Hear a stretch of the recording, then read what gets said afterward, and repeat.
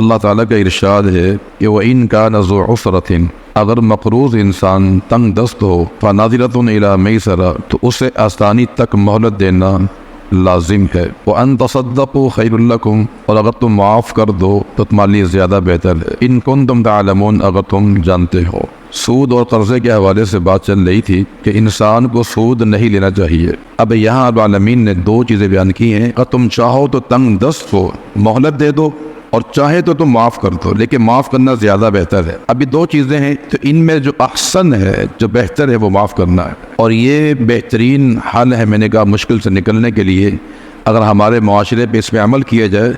تو سود کی لعنت سے انسان بچ سکتا ہے، لیکن ہمارے یہاں ایسا ہوتا نہیں ہے۔ اگر ایک انسان مقروض ہے، اس نے قرضہ لیا ہوا ہے اور وہ مالدار بھی ہے، دینے کی طاقت بھی ہے، لیکن وہ کیا کرتا ہے، ٹال بٹول سے کام لیتا ہے، وعدے کرتا ہے کل آ جانا، پرسوں آ جانا، اس کے بعد دینے کی طاقت ہے لیکن وہ ادا نہیں کرتا ہے۔ اور اللہ کے نبی کا فرمان کیا ہے کہ مطل الغنی ظلم، مالدار انسان کا ٹال مٹول کرنا، جھوٹ بولنا، دینے کی طاقت ہے لیکن وعدے کرتا کل آ جانا، پرسوں آ جانا۔ ہمارے معاشرے میں چیز عام ہے کہ جس کو آپ نے قرضہ دے دیا ہے، اب وہ واپس دینے کو تیار نہیں ہوتا ہے، سال سال گزر جاتے ہیں، وہ جھوٹ بول بول کے وقت کو ضائع کرتا رہتا ہے۔ اور کچھ لوگ ایسے بھی ہیں جو اس کے الٹ ہیں کہ وہ تنگ دست کو مہلت دیتے ہی نہیں ہیں، تاکہ قرضہ ادا کر دو ورنہ تمہیں جیل میں ڈال دوں گا، تمہیں گرفتار کروا دوں گا، اس طرح کی دھمکیاں بھی ملتی ہیں۔ تو لہذا یہ مشکل سے نکلنے کا حل نہیں ہے، حل یہی ہے کہ مہلت دے دی جائے، اور اس سے بہتر یہ کہ انسان معاف کر دے۔ اور اللہ کے نبی کا اس میں فرمان موجود ہے، اللہ کے پیغمبر کا فرمان ہے کہ جو انسان کسی مقروض انسان کو مہلت دیتا ہے تو اللہ تعالیٰ اس انسان کو ایک گناہ صدقے کے برابر ثواب عطا فرماتا ہے۔ ابھی آپ نے یہ بھی ارشاد فرمایا کہ جو انسان اپنے کسی مسلمان کو مہلت دے دیتا ہے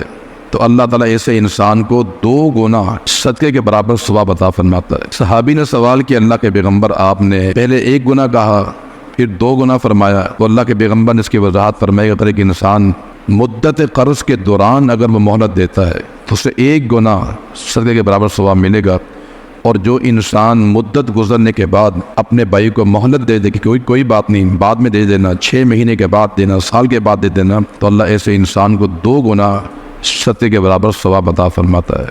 اور اللہ کے نبی کا فرمان یہ بھی ہے کہ جو انسان دنیا میں کسی تنگ دست کو مہلت دے دے یا اس کو معاف کر دے،